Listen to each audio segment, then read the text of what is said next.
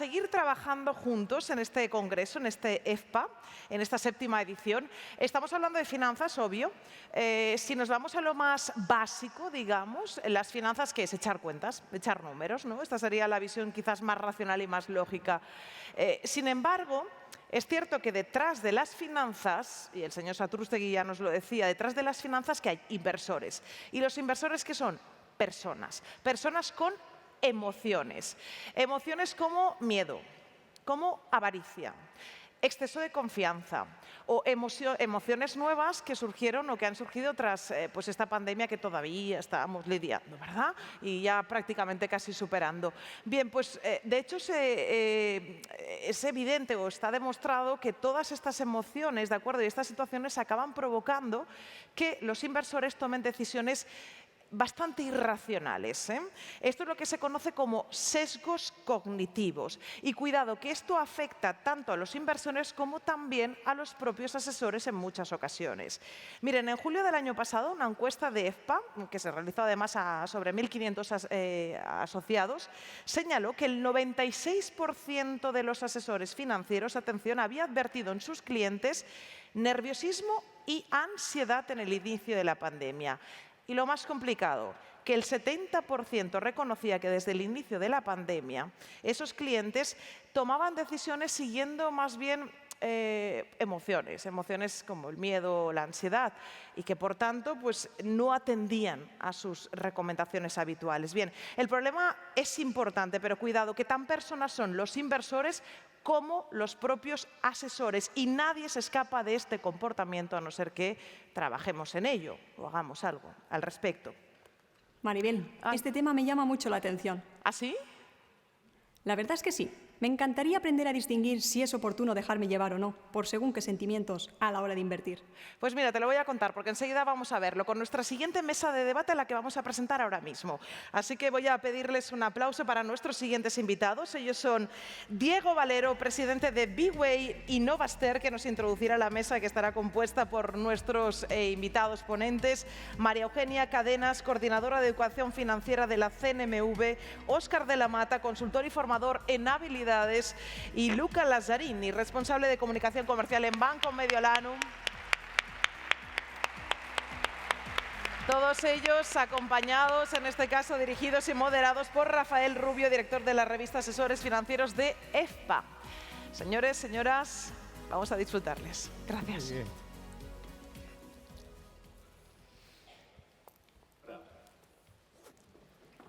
Empezamos con ella.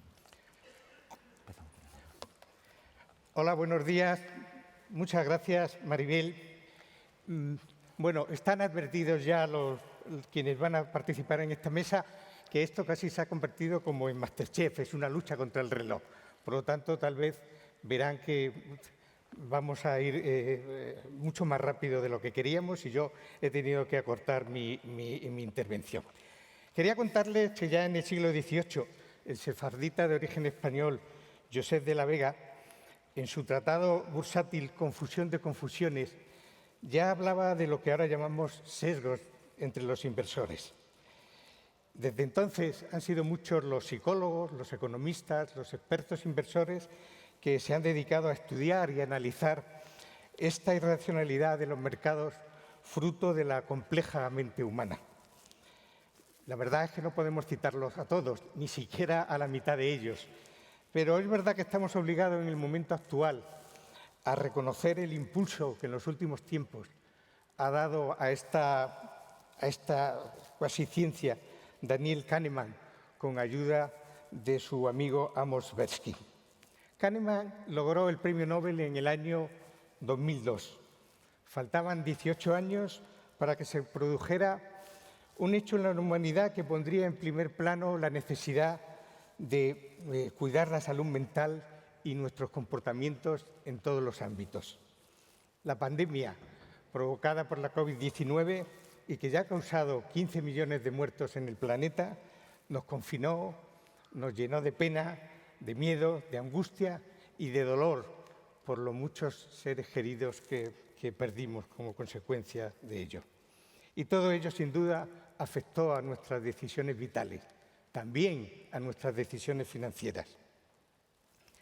María Victoria Zunzunegui, una brillante epidemióloga y profesora honoraria de la Escuela de Salud Pública de Montreal, me dijo un día: el dinero cura y su ausencia enferma. Lo hizo cuando le pedí una colaboración para hacer una portada en la revista sobre la situación financiera y la salud física y mental. Y es verdad, en el periodo de 2008 al 2020, los años de inicio de las dos grandes crisis, los asesores financieros han aprendido mucho. Han aprendido cómo tiene que ser la relación que han de mantener con los clientes en esos momentos de zozobra. Y muestran ahora, sin duda, y lo digo por propia experiencia, no como asesor, sino como inversor, como cliente y como comunicador muy interesado en el mundo financiero, han aprendido que tienen que tener una mayor sensibilidad, una mayor disposición y estar dispuestos a responder a las demandas de los inversores, que ya no es cumplir unas expectativas de rentabilidad. Han aprendido a cómo hacer frente a la angustia que bloquea muchas veces a sus clientes. Y en ese sentido yo quiero daros la enhorabuena, quiero felicitaros porque el camino recorrido desde el 2008 al 2020 ha sido muy importante, pero probablemente no suficiente. En la encuesta de EFPA, que muy oportunamente ha aceptado Maribel Villaplana y que se llevó a cabo en julio del pasado año, se les preguntó también, se os preguntó a los asociados: ¿contó usted como asesor financiero con argumentos y recursos para hacer frente a la situación de quienes más ayuda necesitaban entre sus clientes? Pues bien, el 36% respondió que en algún momento me sentí desbordado por la reacción de algún cliente. Por eso es necesario seguir profundizando en este tema, seguir viendo qué armas basadas en las finanzas conductuales y en el estudio de la psicología de los comportamientos podemos adoptar para hacer frente a ese tercio, que es bastante, de clientes que pueden hacernos sentir desbordados. Y ese es el objetivo de esta mesa, en la que van a participar 4 grandes profesionales que desde hace mucho tiempo tienen una sensibilidad especial por todo lo que son las finanzas conductuales. La introducción la va a hacer Diego Valero. Yo a Diego lo conozco desde hace muchos años. Le he prometido que no le voy a decir cuánto tiempo hace. Pero es verdad que me tomé contacto con él como experto en pensiones mucho antes o un poco antes de que se empezara a hablar de finanzas conductuales como se está hablando ahora, incluso de que Daniel Kahneman obtuviera el premio Nobel. Y me consta que entonces ya él estaba sumamente preocupado por las finanzas conductuales. Sus trabajos y estudios posteriores le han hecho un experto en este tema y, sin duda, en el profesional adecuado para introducirnos en esta mesa. Diego es profesor de la Universidad de Barcelona y de la London School of Economics en programas especializados en pensiones y en finanzas conductuales. Como se ha dicho aquí, es presidente y cofundador de Novaster, consultora de pensiones, y de BA, consultora estratégica especializada en procesos de cambio de comportamiento a través de la economía conductual. Diego, muchas gracias y te doy la palabra para que nos introduzcas en este debate. Gracias, Rafa.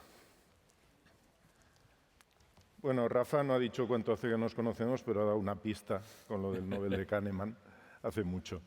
Bueno, muy buenos días. Muchas gracias a EFPA por su amable invitación, a todos ustedes por estar aquí y a mis increíbles compañeros de panel, que me encanta y es un honor estar con todos ellos.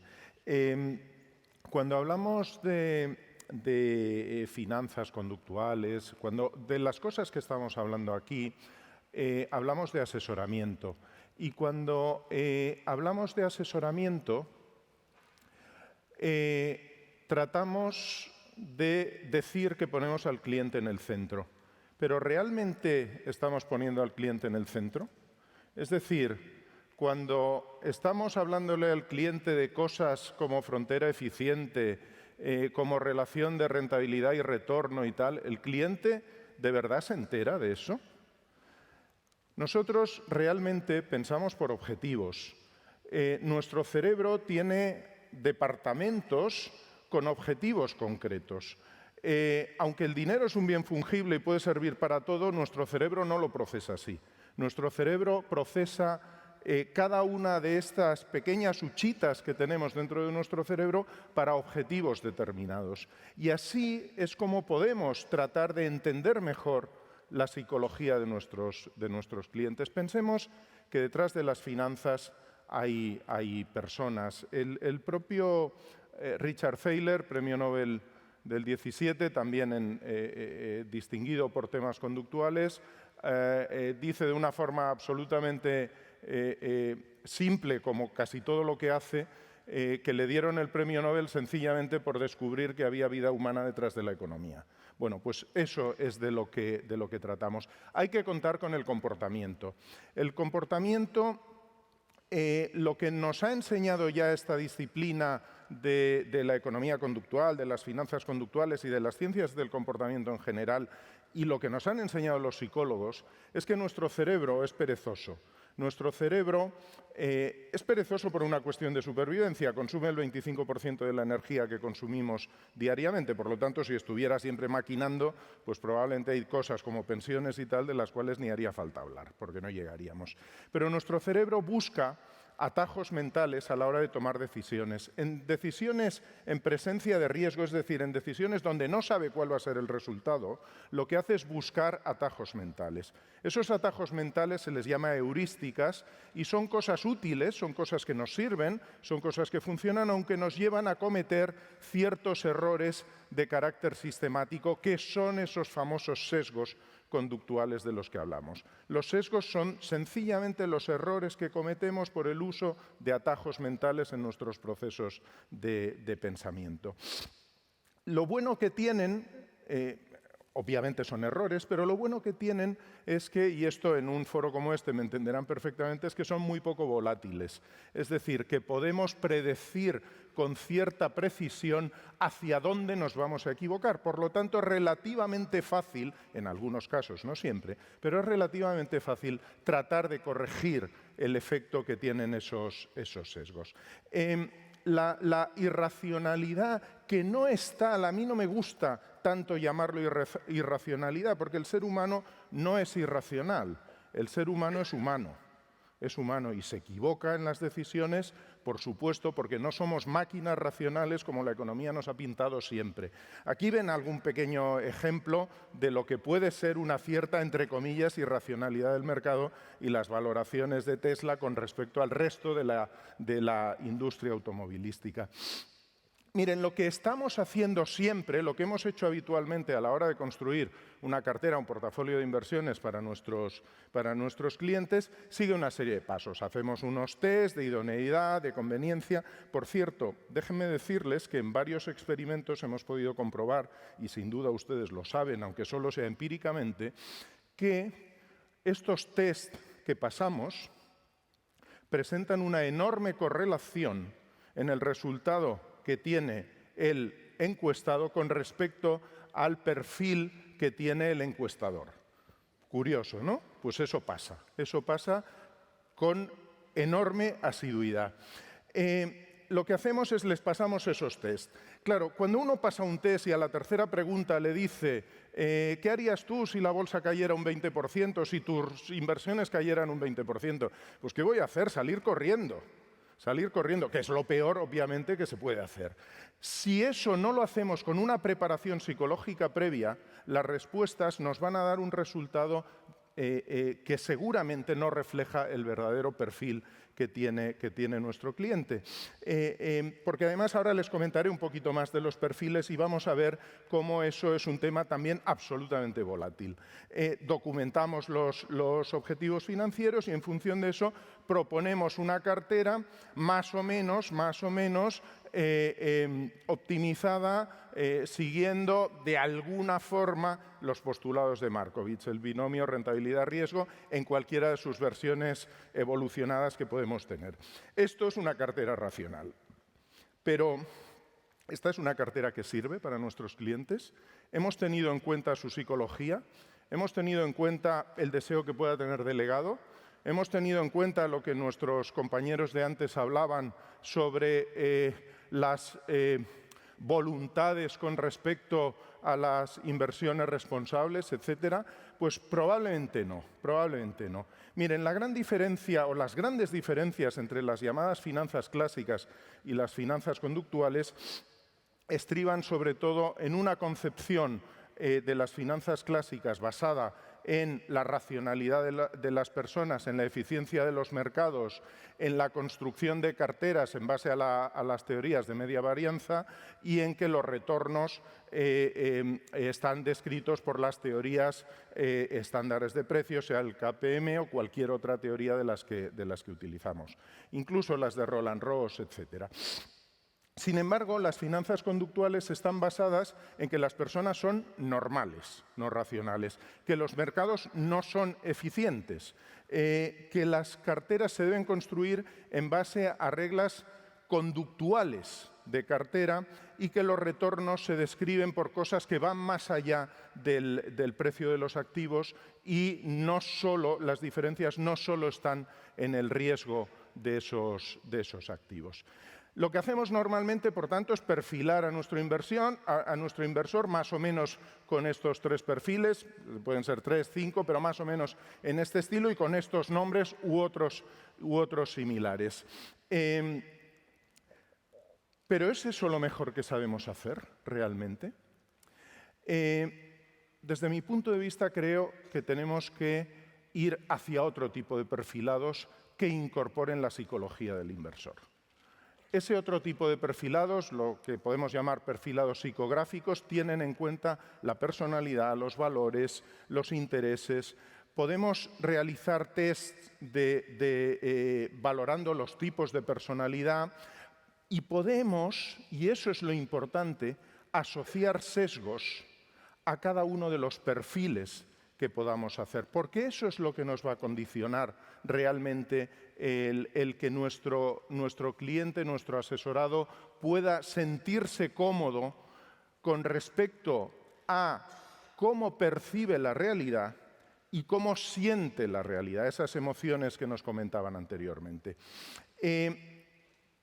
Todo eso es una nueva forma de visualizar esto. Hay, por ejemplo, una bastante conocida, que son los BIT, los Behavioral Investor Types, donde lo que hacemos es, en función de la orientación que tiene, que por supuesto todo eso hay que mantenerlo, pero en función también de los tipos de sesgos y de los sesgos dominantes, podemos clasificar a nuestros clientes de una forma diferente. Déjenme que les ponga un ejemplo muy rápido. Si una persona tiene un sesgo emocional predominante, es decir, si le afectan de una forma sentimental, en forma que le llega a las emociones determinadas cuestiones, por ejemplo, una caída de sus inversiones por cualquiera de las crisis que vivimos, no podemos responderle con datos. No podemos decirle, no te preocupes, es que el benchmark no sé qué. Hay que responderle con emociones. Es decir, tenemos que buscar a nuestro cliente en el terreno donde él se siente y donde realmente nos puede servir para ayudarle, que es el objetivo que todos tenemos. Pero eso no es tan fácil clasificar a los clientes. Les he puesto un ejemplo que está empezando a funcionar en algunos ámbitos en Estados Unidos, pero la cuestión está en la incorporación de la psicología al perfilado de los clientes. Para conocer mejor a nuestro cliente tenemos que conocer su psicología. El gran problema que podemos tener a la hora de perfilar es precisamente que las personas tienen sesgos cognitivos, que son los de percepción de la realidad, cómo percibimos la realidad, y tiene sesgos emocionales, que es cómo sentimos esa realidad. Y no es fácil siempre encontrar cuál es el sesgo predominante en todo eso. Porque además somos tan complejos que podemos presentar distintos tipos de sesgos y con distinta preeminencia y que además cambian en la vida, cambian a lo largo de la vida. Nosotros nos podemos volver, entre comillas, irracionales subrepticiamente, sin esperarlo. Sencillamente, con que te pille tu asesor conduciendo en un atasco de tráfico, tus reacciones van a ser totalmente distintas que si te pilla tranquilamente en el sofá de tu casa tomándote un café, digamos, por no... Tenemos que entender eso y tenemos que entender también en los perfilados actuales que sobre todo utilizamos, no somos conservadores para todo, no somos agresivos o decididos o como quieran llamarlo para todo. Para algunas cosas lo somos y para otras no. De hecho, yo suelo comentar que ser conservador en el estilo que significa ser conservador en finanzas, ser conservador en el largo plazo es ser perdedor. Entonces, en el largo plazo probablemente tenemos que tener un perfil que no es el mismo perfil que voy a tener con los ahorros de mis vacaciones del próximo verano. Todo eso cambia y todo eso tiene que ver también con nuestros sentimientos, con nuestras emociones y cómo percibimos todo eso. Tenemos que intentar mejorar el conocimiento de nuestros clientes y para eso la psicología es absolutamente importante. Muchas gracias.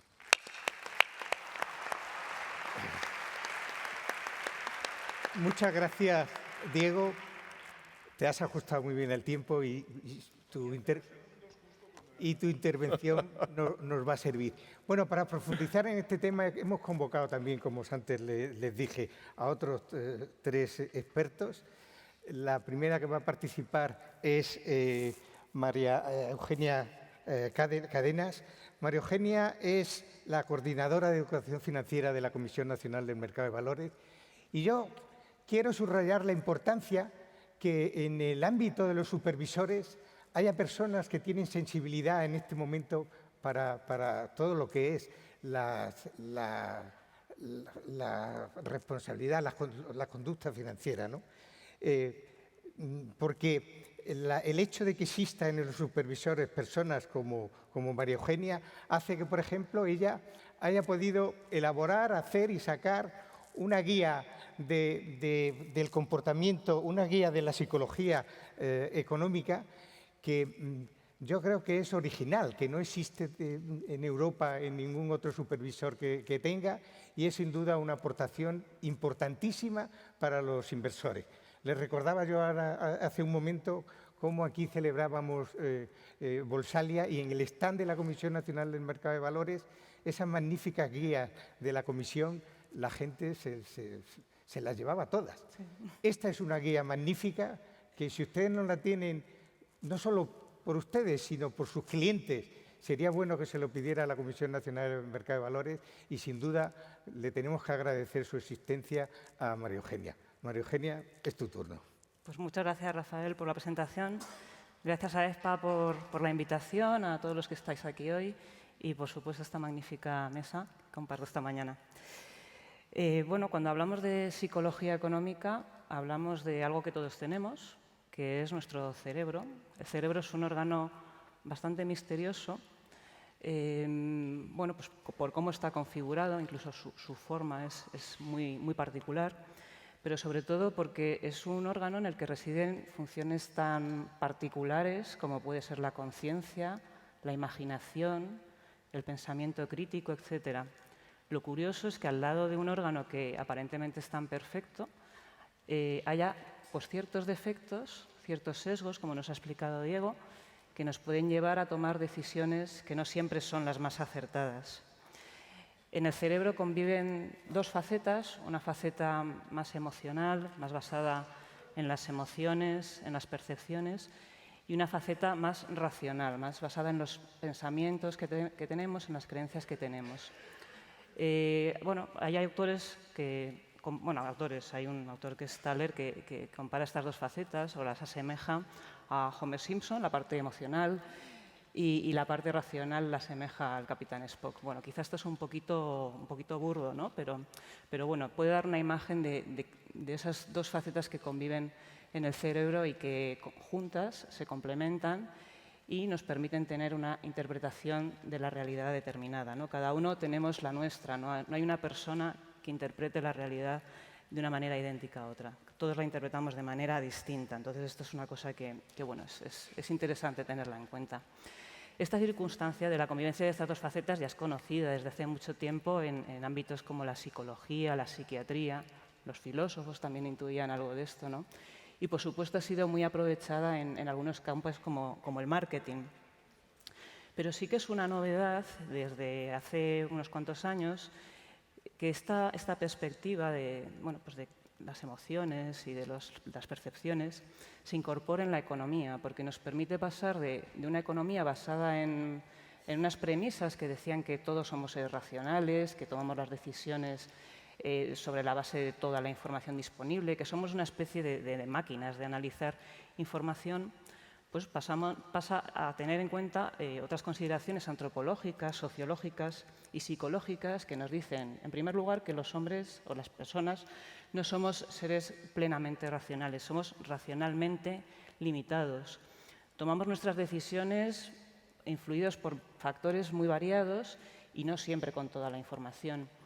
Y, bueno, pues no somos tan perfectos como se suponía, ¿no? Es decir, la economía conductual incorpora el factor humano al estudio de la economía y a partir de comportamientos humanos reales estudia los comportamientos económicos. Hay una parte micro que es de la economía conductual que estudia los sesgos que tienen los inversores, la manera de comportarse, y luego hay una parte macro quizá menos estudiada por ser más complicada, que estudia cómo se comportan los mercados, ¿no? Y estudia ese tipo de conductas masivas que llevan a cabo los inversores en los mercados, qué patrones se pueden identificar en ese tipo de situaciones. Por tanto, la economía conductual nos aporta esta nueva manera multidisciplinar de entender la economía y, a fin de cuentas, es la intersección entre economía y psicología, antropología y sociología. Ahora bien, todo esto está muy bien y los que estamos aquí nos encanta leer sobre estos temas, pero ¿esto para qué sirve? Bueno, pues tiene varias utilidades. En primer lugar, es útil para los propios inversores. Yo cuando hablo con personas o con inversores y tal, y les cuento esto, y dicen, pues es verdad, pues yo tengo tal sesgo o me pasa esto a la hora de invertir, ¿no? Entonces, es importante para el inversor porque se conoce mejor a sí mismo y es capaz de identificar aquellos patrones de comportamiento recurrentes que tiene a la hora de invertir. Y, por consiguiente, eso le puede ayudar a tomar mejores decisiones de inversión.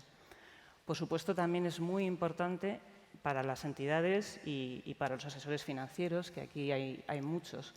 ¿Por qué? Pues porque nos permite facilitar una información al cliente que entienda mejor y teniendo en cuenta también que tenemos una persona delante que tiene ciertos sesgos o ciertos patrones recurrentes de comportamiento.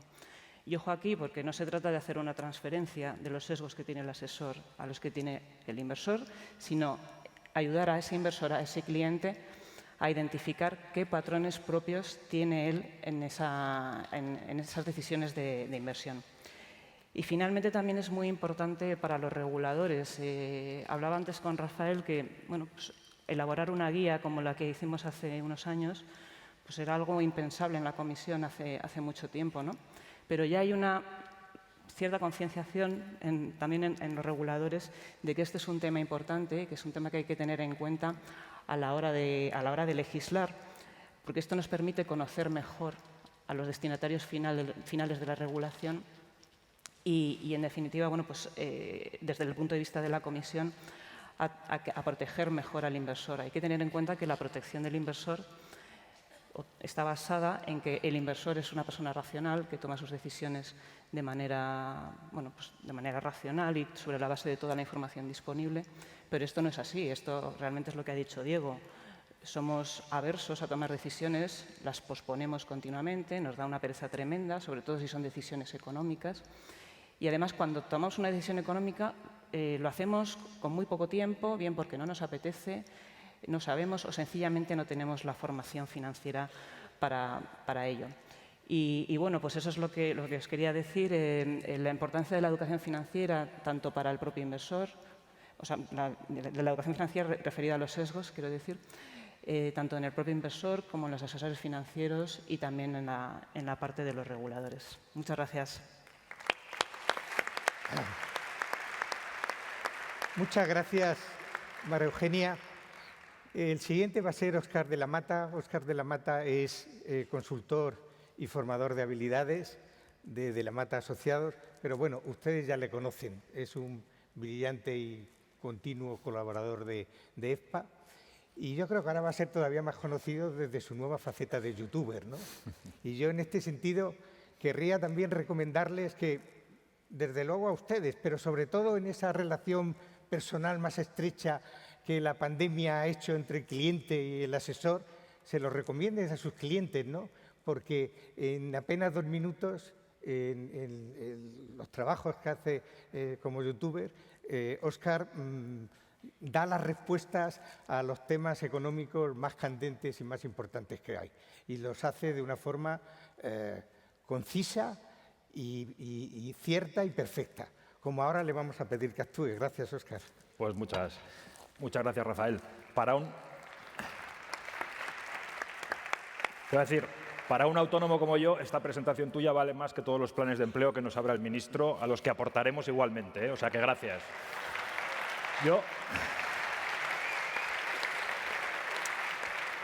Yo podría empezar diciendo que estoy tan emocionado que no me salen las palabras.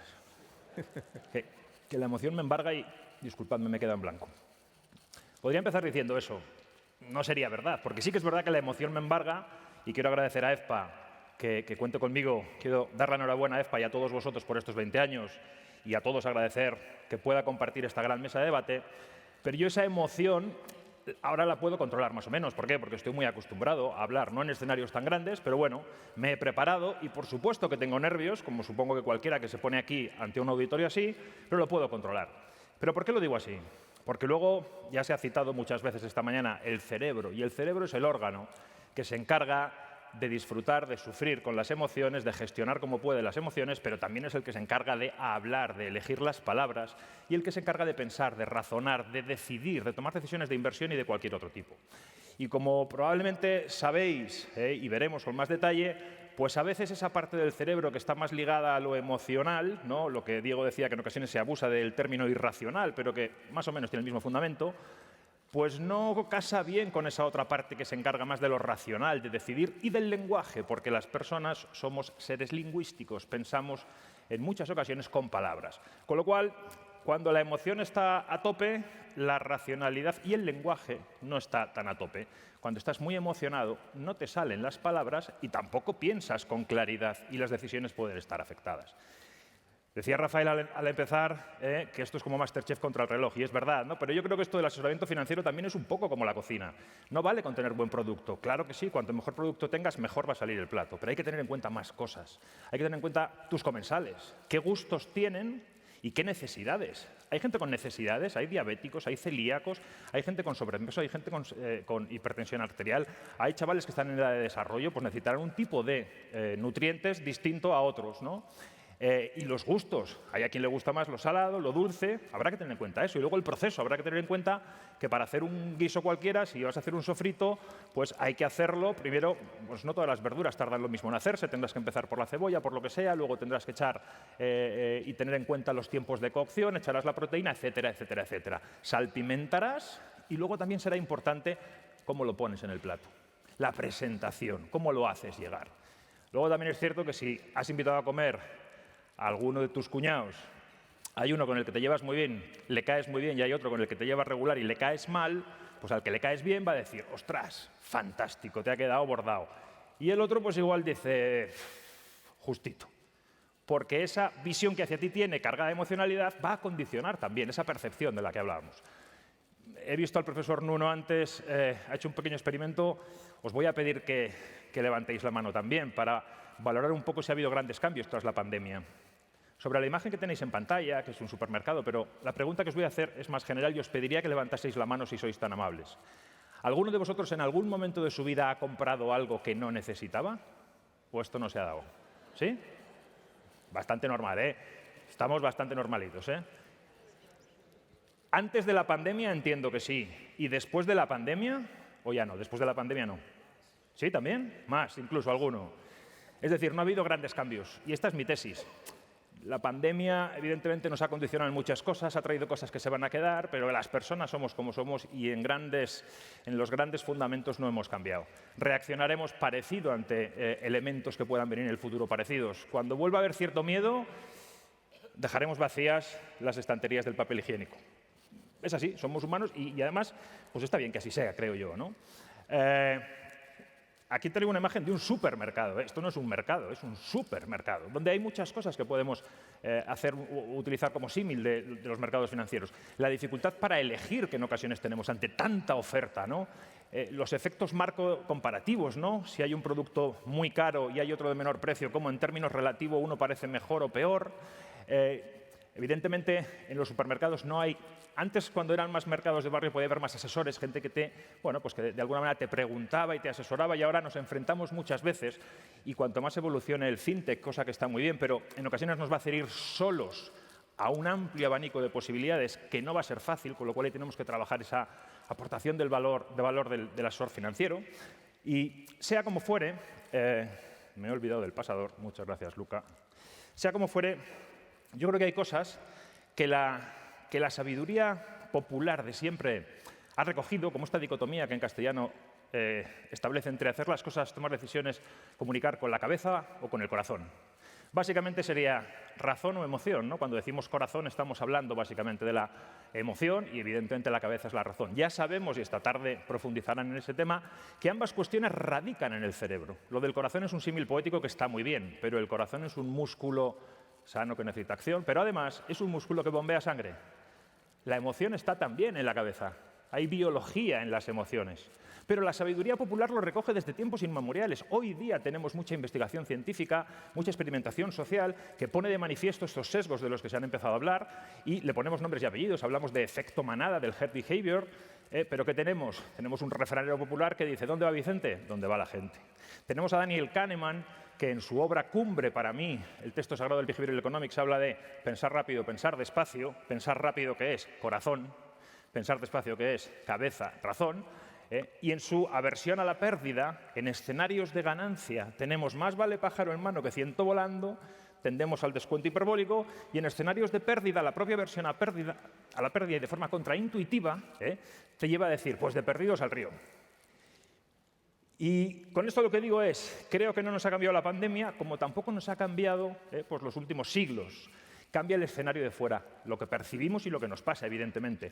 Pero cuanto mejor conozcamos cómo funcionamos, cómo tomamos decisiones, mejor podremos ayudar. Para el asesoramiento financiero, ¿qué es mejor? ¿La razón o la emoción? Pues yo acabo con esto. Como decía Paracelso en el siglo XVI, un gran químico que sabía perfectamente que el veneno está en la dosis. Cualquier cosa en exceso es mala y si falta también es mala. Tengamos en cuenta la racionalidad, la razón, la cabeza, pero no perdamos de vista la emocionalidad porque tiene cosas positivas. En ocasiones las tiene negativas, nos hace tomar malas decisiones, ¿vale? Pero encontremos ese punto justo, esa ración justa que nos permita asesorar con cabeza y asesorar con corazón. Y teniendo en cuenta el lema del Congreso, los asesores financieros estamos asesorando personas. Ojo, somos personas asesorando, con lo cual lo mismo que vemos en otros nos influye a nosotros. Muchas gracias.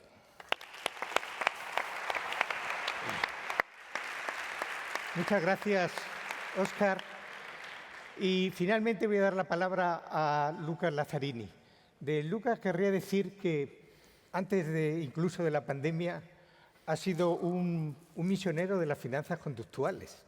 Él era un fijo en las jornadas presenciales que por toda España organizamos, donde se hablaba ya entonces de las finanzas sostenibles y de las finanzas conductuales. Algo que luego se ha puesto muy de actualidad y muy interesante, pero que en los años anteriores al 2020 ya hablábamos de ello. Y Lucas, sin duda, insisto, era un auténtico misionero de las finanzas conductuales. Él es en Mediolanum responsable de comunicación comercial y es tu turno. Gracias, Lucas. Muy bien. Buenas tardes. Casi. Un placer. Es un placer volver a la presencialidad. Es espectacular la escenografía. a mí me gusta mucho la luz y todo, es que la luz es tremendamente parecida a la de un dormitorio de una guardería. Y entonces, no sé si se puede, los técnicos, ¿se pueden encender un momento las luces para que me dé cuenta que no estamos en un directo de YouTube y hay gente? A ver, se van encendiendo poco a poco.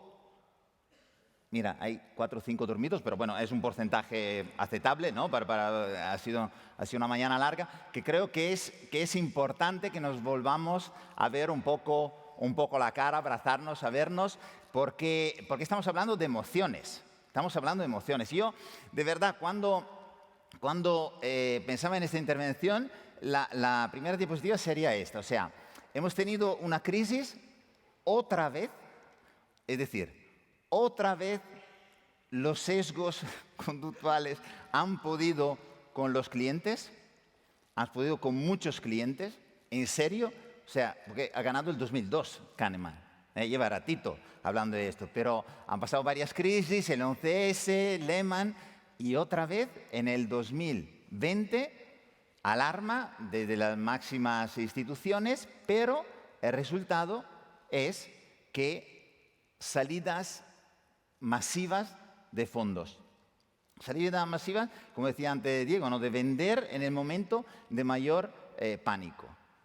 No todos, hay una entidad que lo hizo exactamente al revés, no puedo decir el nombre, pero he puesto ahí un logo por ahí, pero es interesante entender que ¿por qué hablamos de emociones? O sea, ¿por qué ahí no pone EFPA comprando swap y pone EFPA asesorando personas? Yo creo que tenemos que asumir que las emociones tienen un peso determinante en el asesoramiento financiero. Kahneman dice que las personas no consiguen escapar de la fuerza de las propias emociones. Lo he leído varias veces y no pone las personas, menos los asociados EFPA, no consiguen escapar. No, dice las personas. Y entonces tenemos que entender que cuando un cliente nos dice, ¿tú qué opinas del soporte de estación? O si el PER es demasiado alto, en realidad, detrás de esta pregunta, que podemos contestar con gráficos, hay esta pregunta no verbal muy poderosa, muy impactante, a la cual tenemos que contestar en el plano que comentaba antes, con emociones. Porque si tú a esta mirada le contestas con un gráfico, la mirada cambia a peor. O sea, no es que el cliente se tranquiliza, se asusta mucho más.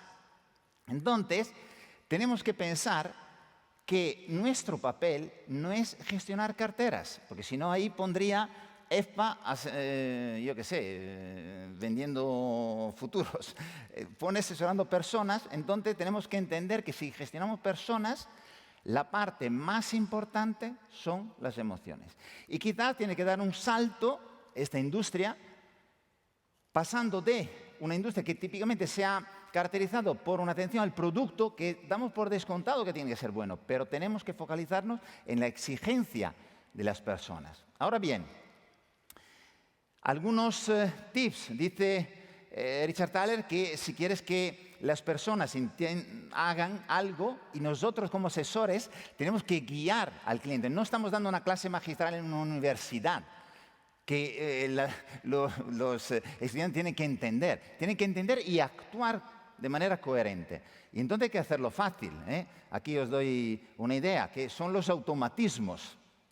¿No? Si tú creas automatismo, este pequeño empujón que decía Kahneman, igual uno en lugar que tirar la colilla al suelo, aprovecha para votar a su jugador favorito. Son los automatismos algo que tenemos que valorar muchísimo en nuestro proceso de asesoramiento.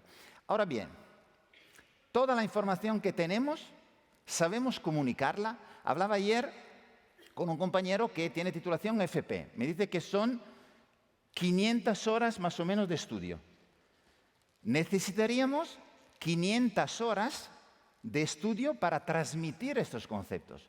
Pero si un cliente te dice, Lucas, estoy un poco preocupado por la volatilidad del mercado, yo creo que no te preocupes, la fórmula es esta. Usted la entiende a cualquiera. O sea, mírala, te la he puesto en grande. Además, no es que te la he dibujado con el boli, ¿no? Tenemos que entender que tenemos que adquirir otras capacidades. Les he dividido en 3 bloques rápidos.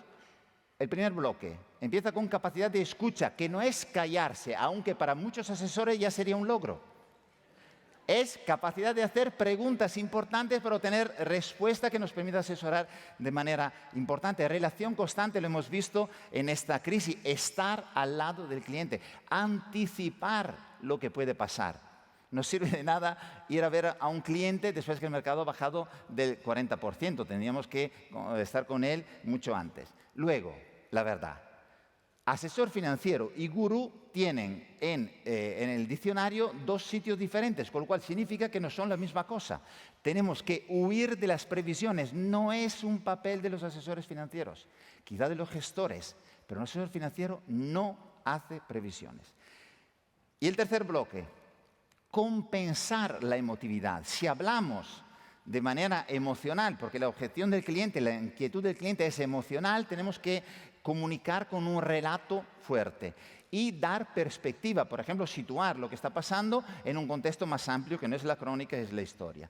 Somos figuras determinantes para nuestros clientes, como lo es un médico cuidando de la salud. Y es importante la cultura del médico, pero es importante también la clínica en la que este médico trabaja. Entonces tenemos que pretender en nuestras entidades en las que trabajamos que haya este enfoque muy fuerte, muy claro hacia las finanzas conductuales. Sin olvidar que estas 500 horas de formación en comunicación tienen un único objetivo. Porque de todas las definiciones de comunicar, esta es la que más me gusta. Comunicar es obtener un resultado. Es decir, hacer de manera que nuestros clientes actúen de forma coherente para poder alcanzar sus objetivos. Muchísimas gracias.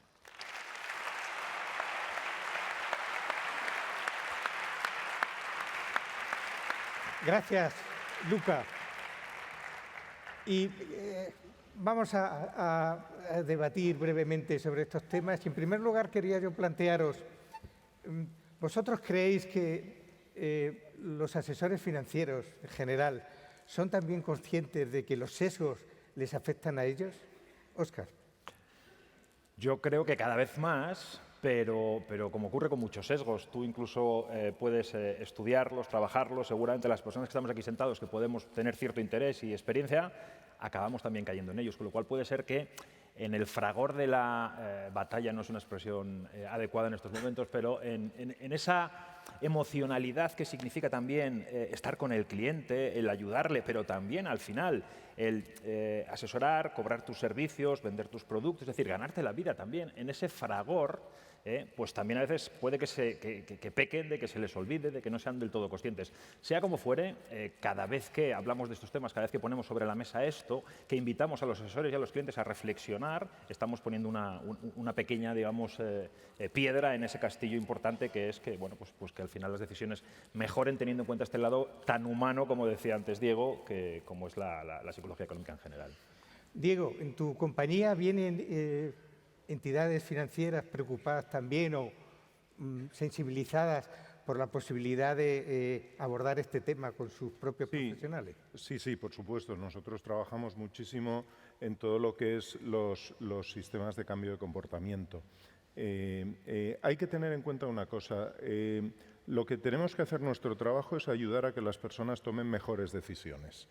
De hecho, hay un concepto que acuñó Richard Thaler y que en el libro que nos ha mostrado Luca está, que es nudge. Nudge es un pequeño empujoncito para hacer las cosas mejores. Pero también hay otra cosa que el coautor, menos famoso que Thaler, pero también muy bueno, que es Cass Sunstein, ha puesto de relieve, que es lo que llama sludge. Sludge es fango, es barro.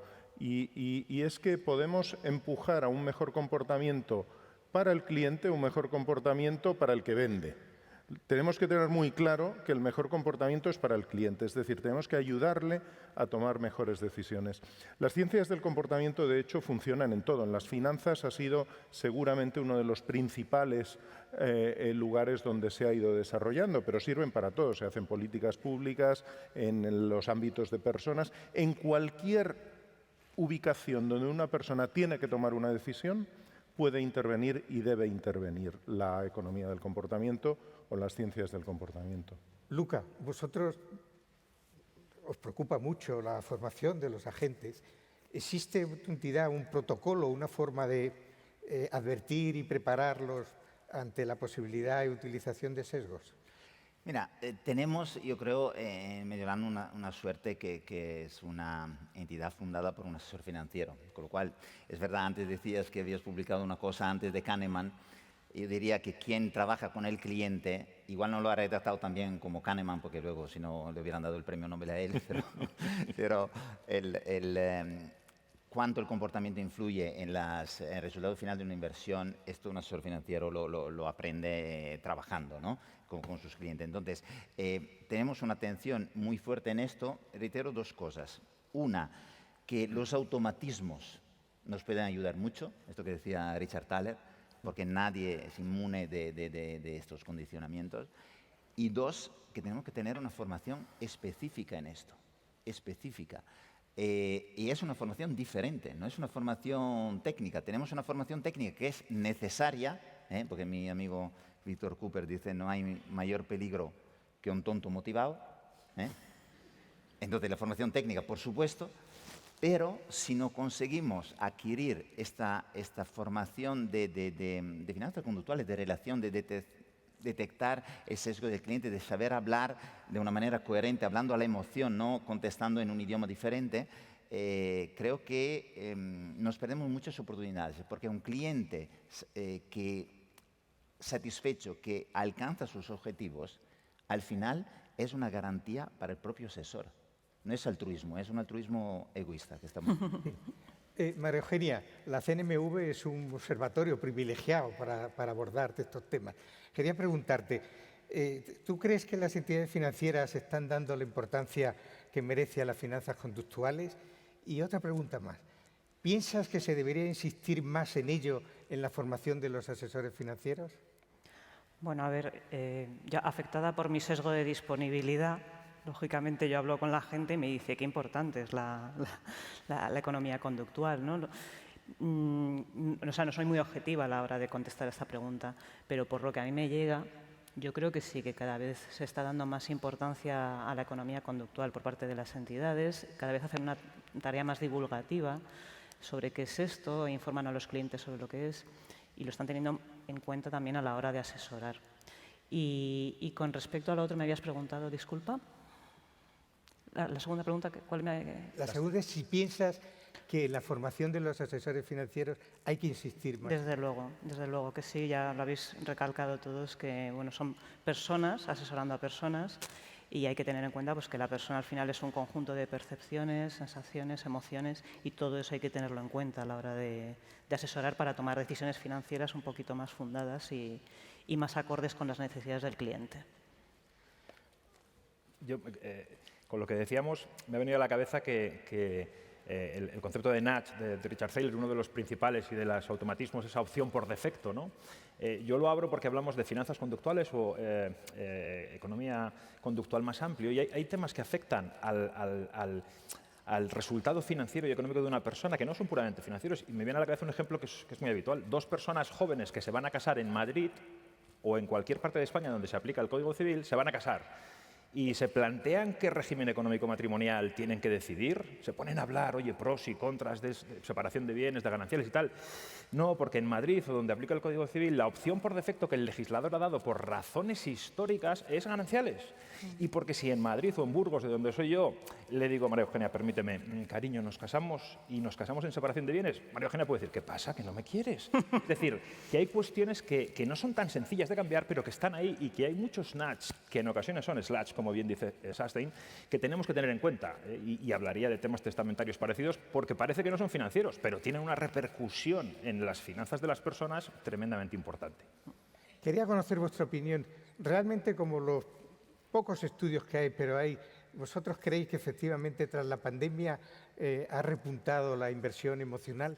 Y sobre todo, ¿pensáis que esto, como el mercado, luego va a volver otra vez a una situación de normalidad? ¿Cómo lo ves, Luca? Creo que lo he dicho Óscar antes, no hemos cambiado mucho, ¿no? O sea, el ser humano sigue siendo el mismo. Sí, utilizamos un móvil y hace 30 años no, pero sigue siendo el mismo. Yo te digo, también hablando con los clientes que han vivido un shock increíble con el 11S, parecía que acababa el mundo, un ataque a Estados Unidos, todos aterrorizados, damos un mensaje de racionalidad, que el mundo no acaba, etc. Entonces tú te esperas que la siguiente crisis no pase nada. Porque cuando un niño se quema en un horno, por un tiempo no se va a acercar al horno. Pero en el sector financiero no funciona así. Y entonces yo creo que no se aprende para siempre. Y por eso hay que insistir. Y no hay que confundir el insistir con aburrir. Que no es así. O sea, insistir es ser coherente con un mensaje. No es que puedo cambiarlo para ser original. Muy bien. ¿Queréis hacer algún comentario? Y yo sobre esto lo que diría, lo que yo sí he visto es que hay ventanas de oportunidad después de esto que duran lo que duran. Por ejemplo, Eugenia comentaba el sesgo de disponibilidad. Eso lo hemos podido ver mucho en seguros, por ejemplo. La venta de determinado tipo de seguros ha crecido considerablemente tras la pandemia porque hemos visto el riesgo mucho más cercano. Pero eso durará lo que dura. Pero sí hay ventanas de oportunidad, no cambios radicales, porque efectivamente somos los que somos, y para que haya cambios radicales tiene que haber algo que María Eugenia también comentaba y que en términos de Kahneman y de otros psicólogos, porque no es de Kahneman, pero él ha sido el que lo ha vendido muy bien, hay que pasar del sistema 1 de pensamiento al sistema 2. Un poco de la emoción a la razón, lo que tú decías, Óscar. Cuando conseguimos generar automatismos en nuestro cerebro es cuando realmente ese aprendizaje se queda. Y eso se hace de muchas formas, no tenemos tiempo de hablarlo, pero se puede hacer de muchas formas, sí. Pues muy bien, Diego. Me das la oportunidad con este broche, con tu intervención, de concluir esta mesa. No va más. Yo creo que ha sido densa ya esta mañana, que nos merecemos un almuerzo, sobre todo para compartir. Y desde luego ha tenido muy buena idea Luca diciendo que se enciendan las luces.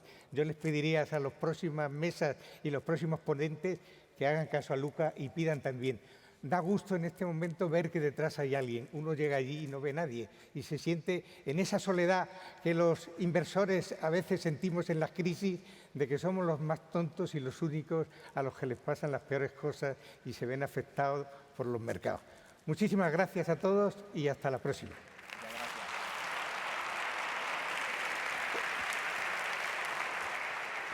Es que... Muchas gracias. Gracias a todos.